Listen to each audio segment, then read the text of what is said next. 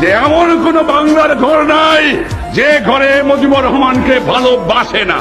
আমি প্রধানমন্ত্রিত্ব চাই না, আমরা দেশের মানুষের অধিকার চাই। প্রধানমন্ত্রী অনেক হবে, অনেক আসবে, প্রেসিডেন্ট অনেক হবে, অনেক আসবে। তোমরা সৎ পথে থেকো, মাতৃভূমিকে ভালোবাসো, আর যেখানে অন্যায় অবিচার দেখবা চরম আঘাত করবা, ন্যায়ের পক্ষে দাঁড়াবা, গুরুজনকে মেনো, সৎ পথে থেকো, শৃঙ্খলা রেখো, তাহলে জীবনে মানুষ হতে পারবা। একথা তোমাদের ভুললে চলবে না। ভাইয়েরা আমার, আপনারা যদি মনে করে থাকেন স্বাধীনতা নিয়ে এসেছেন, আপনাদের কাজ খতম হয়ে গেছে, সেটা ভুল করা হয়। স্বাধীনতা পাওয়া যেমন কষ্টকর, স্বাধীনতা রক্ষা করাই তেমন কষ্টকর। যারা বঙ্গবন্ধুর পক্ষে তারা বঙ্গবন্ধুর মূর্তি ভাঙে।